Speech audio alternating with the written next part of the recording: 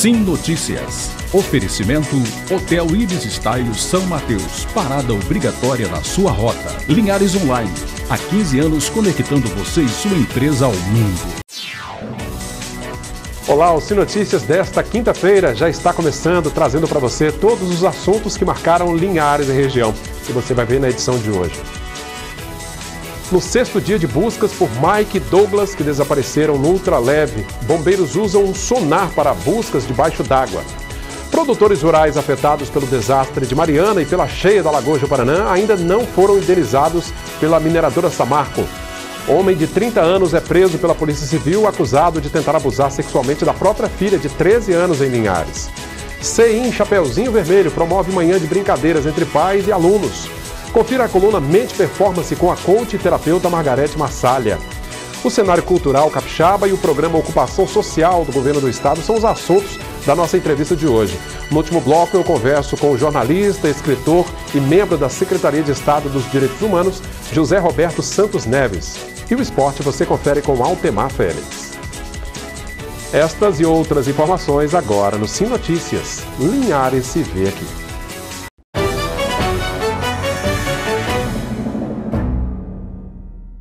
Para quem sempre nos acompanha pelo canal 20 via RCA na Grande Vitória, eu agradeço a sua companhia, viu? Produtores rurais de Linhares afetados pela tragédia de Mariana e nos últimos meses também pela cheia da Lagoa Juparanã reclamam do pouco caso da mineradora Samarco em indenizá-los pelos prejuízos. O maior desastre ambiental do país, que impactou diversos setores da economia em Minas Gerais e Espírito Santo, está prestes a completar 3 anos. Além das vidas humanas perdidas com o desastre, o abastecimento de água nas casas, a pesca, a produção agrícola e a pecuária sofreram prejuízos ainda não calculados.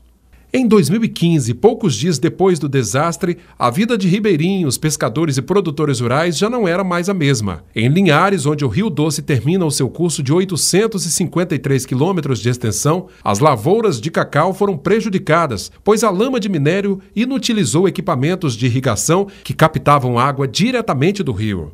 Não tem números exatos, mas nós temos certeza que passa para o prejuízo dos produtores rurais de Linhares na casa de centenas de milhões. Depois de todo esse tempo, pouca coisa foi feita para amenizar os impactos que a tragédia provocou e os problemas que só se acumulam. A Lagoa Juparanã, que deságua no Rio Doce, teve o fluxo bloqueado por uma contenção erguida às pressas para evitar que os rejeitos de minério atingissem outros mananciais. As chuvas do início deste ano provocaram um problema com efeitos inversos. Fizeram o nível da lagoa subir bastante e, sem ter para onde ir, a água foi se acumulando e inundando vilas ribeirinhas e milhares de hectares de pastagens. Desde 28 de janeiro eu tive que retirar o gado da Baixada, que é a época que a gente segura o gado aí embaixo. Aí alagou, tive que tirar. Graças a Deus eu tenho uma parte alta, que fica no lado da Lagoa Nova.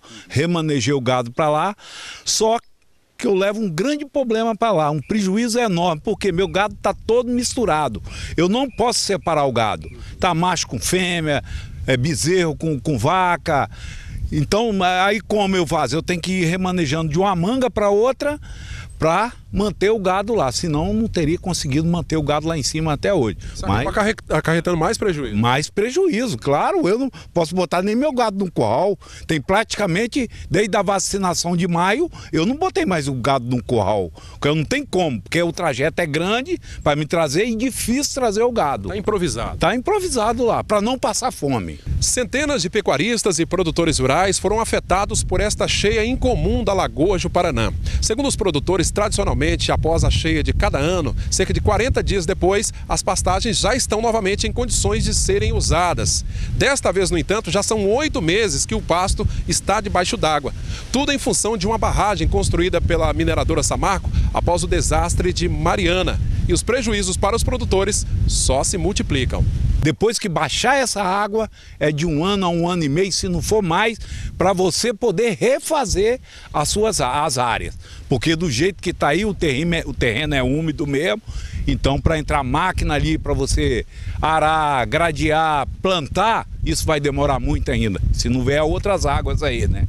Com a chegada do próximo período chuvoso, que vai de outubro a março de 2019, a Fundação Renova, que é quem gerencia as ações de reparação do desastre, teve que aumentar a vazão do barramento como forma de evitar o transbordamento e mais prejuízos, que já são imensuráveis, segundo o presidente do Sindicato Rural de Linhares. Em função da responsabilidade da Renova, até agora nada, e a Renova submete, a Samarco, que a Samarco é submetida à Vale e a BHP, falando da Vale, a maior empresa de mineração do mundo, até agora está deixando os produtores amargar prejuízo aí, alguns podem dizer coisa com garantia, com prejuízo psicológico, isso é irreparável, falando em suicídio, porque não consegue honrar com seus compromissos. Por meio de nota, a Fundação Renova informou que já realizou reunião com o Sindicato dos Produtores Rurais de Linhares e montou um grupo de trabalho para avaliar os impactos e procedimentos de reparação para os produtores impactados pelo rompimento da barragem de Fundão. No caso da cheia da lagoa, a Renova disse que já está atendendo aos produtores afetados.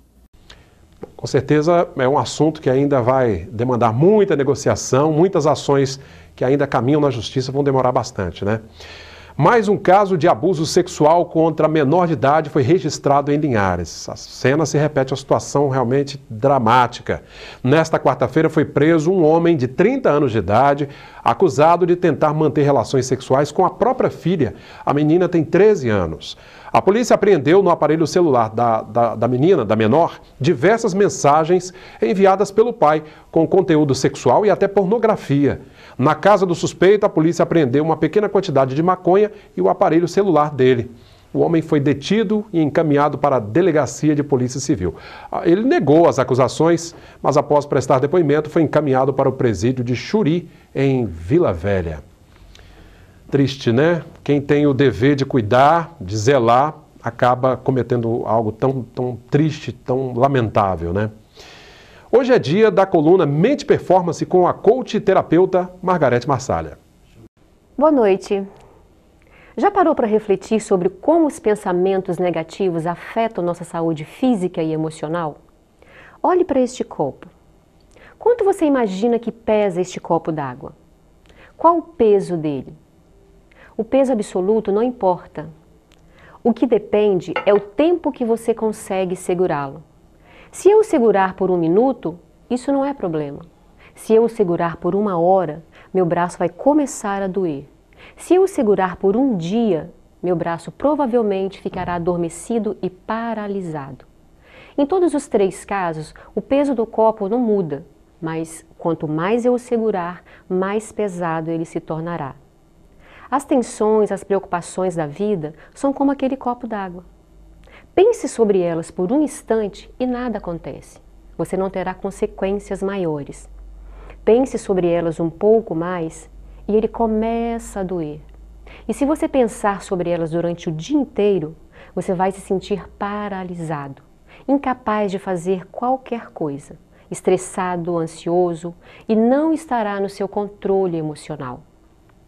É importante lembrar-se de liberar o estresse, liberar suas preocupações e os pensamentos que não lhes trazem boas sensações. Observe que tipo de pensamentos estão passando pela sua cabeça. Eles estão te nutrindo ou estão te destruindo? Escolha soltar ou dar um novo significado a eles. Libertar-se deles o quanto antes. O que significa libertar-se?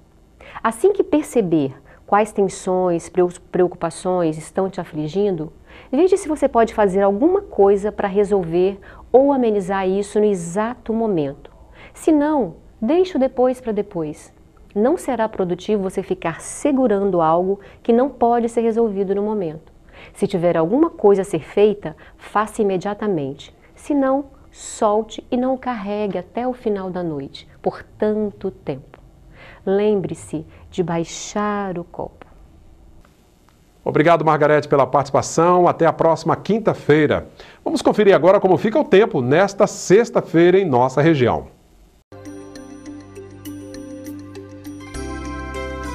A sexta-feira será de sol forte sem chuva. Temperaturas continuam subindo. Linhares com mínima de 19, máxima de 31 graus.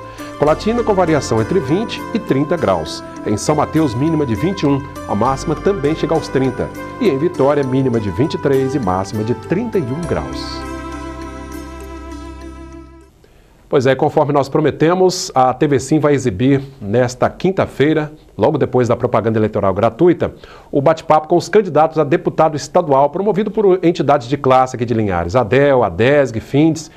E esse bate-papo foi gravado na íntegra na noite de quarta-feira e será exibido nesta quinta, logo depois do horário eleitoral gratuito, com reprise no próximo domingo ao meio-dia.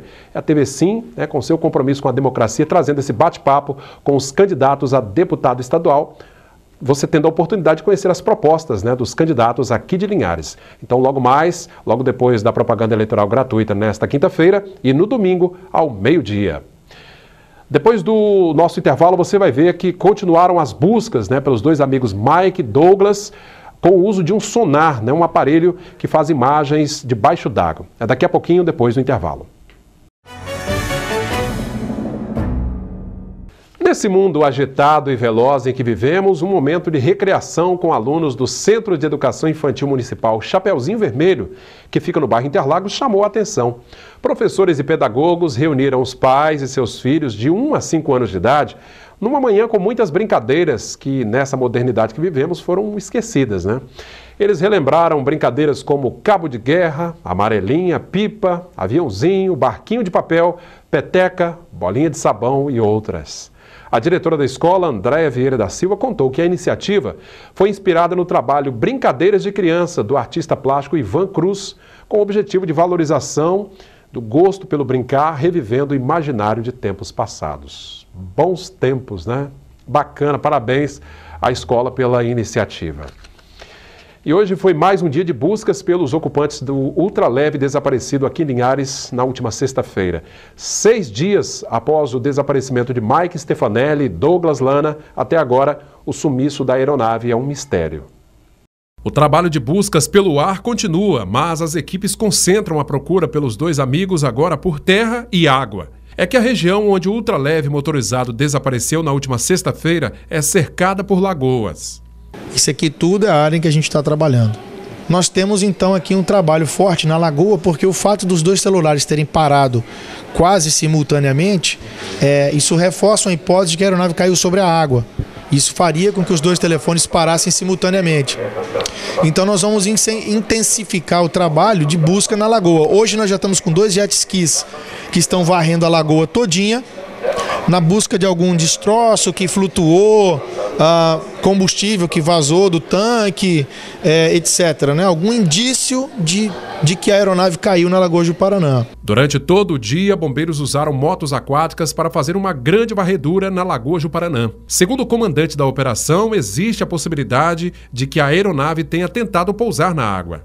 A lagoa tem 28 quilômetros de extensão e, em alguns pontos, 5 quilômetros de largura. No meio da tarde, um sonar aquático, equipamento que faz imagens debaixo d'água, chegou para auxiliar nas buscas. Informações obtidas a partir de dados dos aparelhos celulares de Mike e Douglas mostram os pontos em que o ultraleve sobrevoou no dia do desaparecimento, mas mesmo esses dados ainda não foram suficientes para pôr fim ao mistério. Nesta sexta-feira, completa uma semana que Mike Stefanelli e Douglas Lana decolaram no ultraleve modelo Trike deste local no bairro Jardim Laguna, em Linhares, rumo ao sul da Bahia. A rota que o piloto deveria ter usado é a do litoral. O Mike, no entanto, optou por sobrevoar a reserva biológica de Soretama, que tem quase 28 mil hectares de extensão, o que, segundo especialistas, é muito arriscado em caso de pane. As buscas devem continuar a partir da manhã desta sexta-feira. Vamos saber como fechou o dia o mercado do café.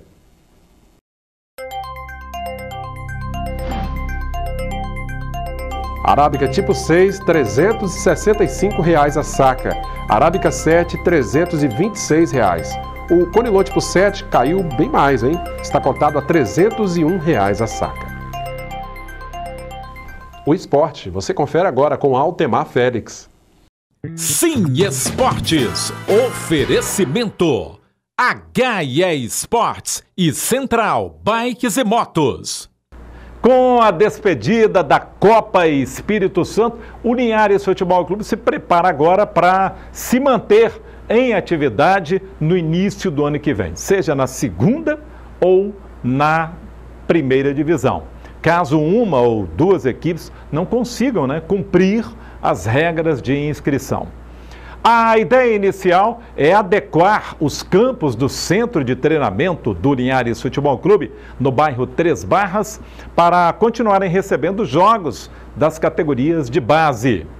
Estuda-se também uma parceria para adequar um campo para o futebol profissional, depois que a cidade perdeu o Campo do América para a iniciativa privada. Enquanto isso, as semifinais da Copa Espírito Santo só tem jogos no próximo final de semana.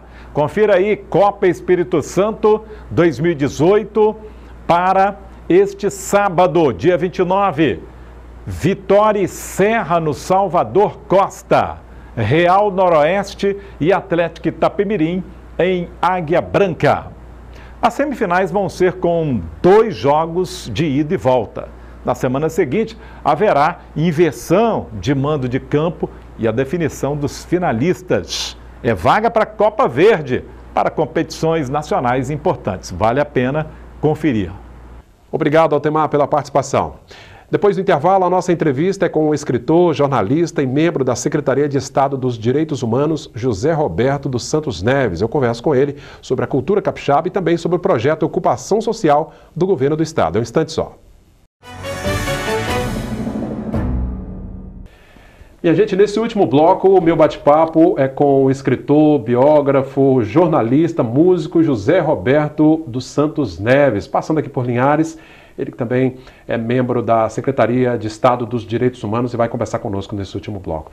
Zé Roberto, tudo bem? Seja bem-vindo de volta. Muito obrigado, boa noite aos telespectadores. Uma grande satisfação estar aqui na Rede Sim.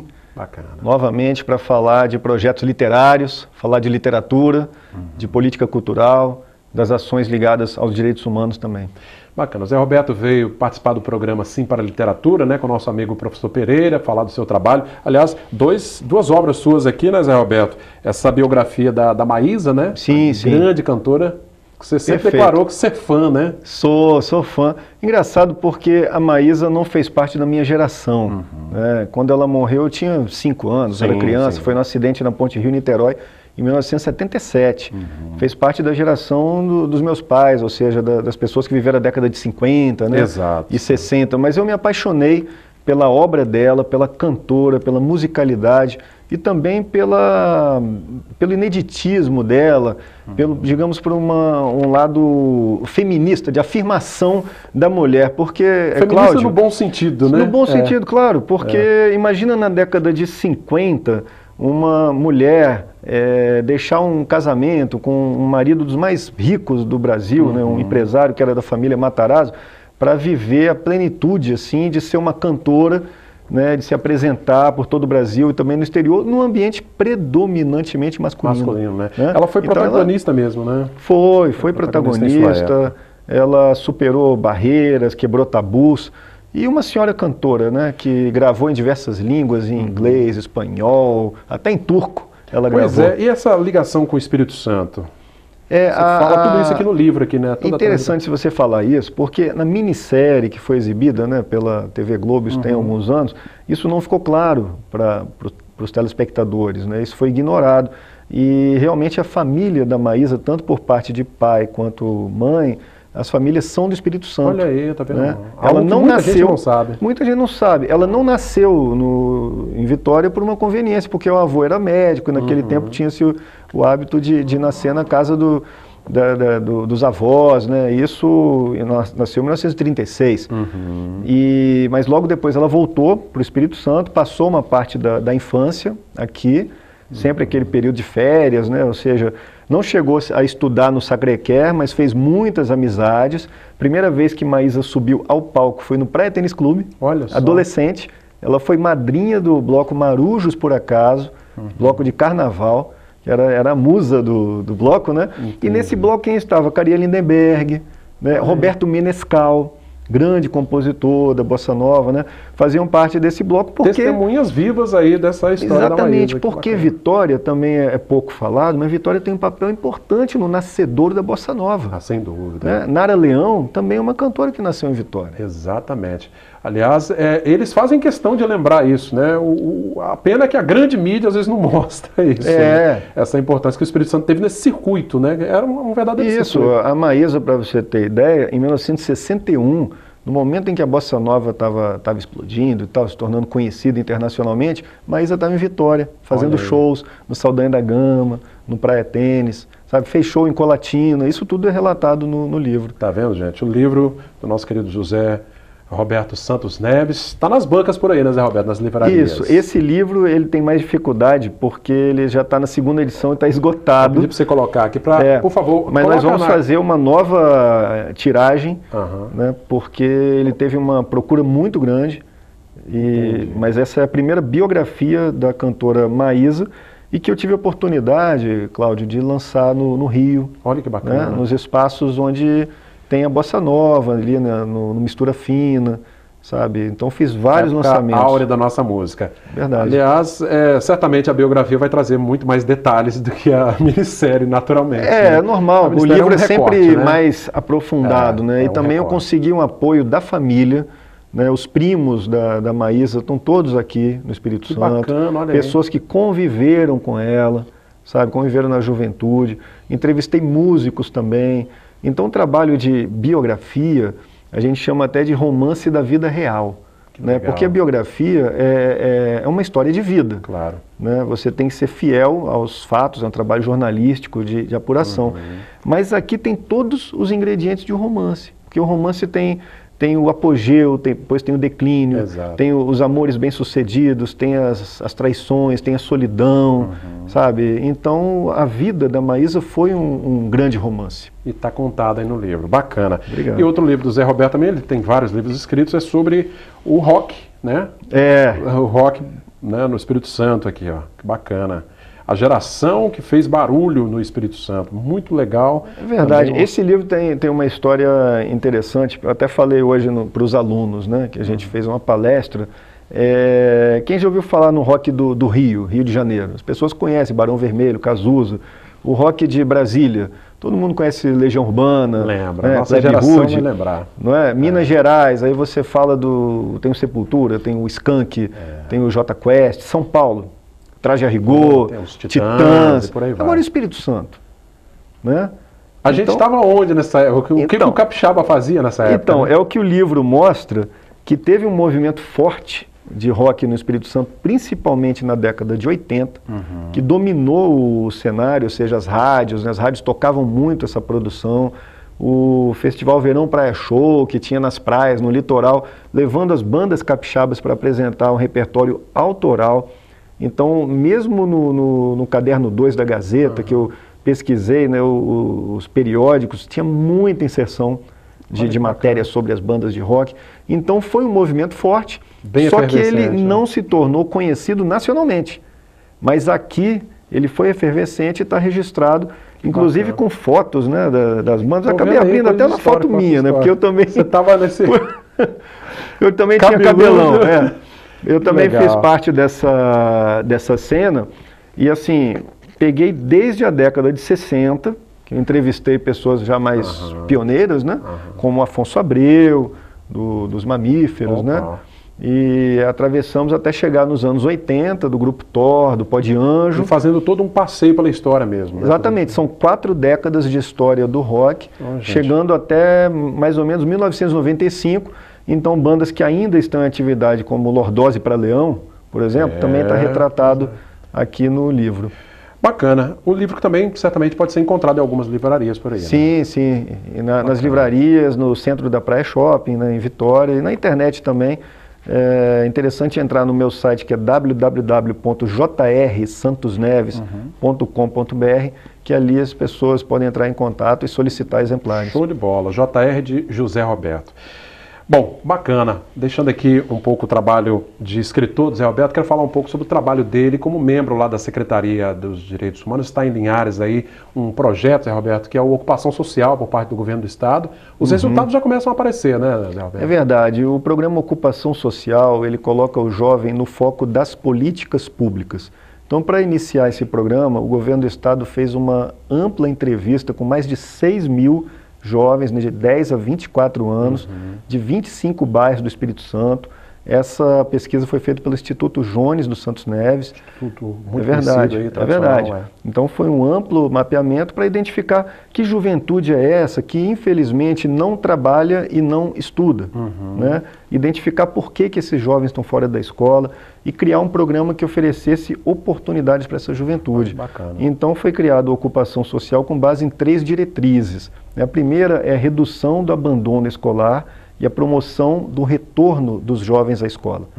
Porque o jovem, quando ele está fora da escola, ele acaba se tornando alvo fácil para as coisas negativas que tem na sociedade. É assim, tráfico de drogas, a violência, né? A segunda diretriz é o desenvolvimento de habilidades socioemocionais. Aí falando assim parece uma coisa abstrata, mas não é não. Habilidade socioemocional é desenvolver o senso de equipe, de união, de respeito às diferenças, parceria, de né? coletividade, a atenção, a disciplina. Então como que se desenvolve a habilidade socioemocional? Principalmente através da arte. Por isso que a ocupação social tem o projeto FAMES nas comunidades, que são aulas de música gratuitas para a juventude, de 26 bairros, né, porque bairro da Penha também está dentro em Vitória está dentro do projeto. Então são aulas de canto, de violão, de percussão, que estão acontecendo em 29 espaços, incluindo as unidades do IASES e contemplando mais de 3 mil jovens. Tá vendo, gente? Né? Além do edital de cultura e arte. Né? Que é uma outra frente de trabalho dentro desse projeto, né? Aliás, aqui em Linhares nós temos o exemplo que são os 2 bairros, né, que foram contemplados nessa primeira leva, são o Aviso e Interlagos, né, os bairros onde realmente o índice era maior de São os bairros que mais precisam da atenção do poder público. Sem dúvida, através desse tipo de ação de formação, de oportunidades. Né? Então a terceira diretriz é a qualificação profissional, que é a oferta de cursos de qualificação em parceria com o SEBRAE, com o SESI, com o SENAI.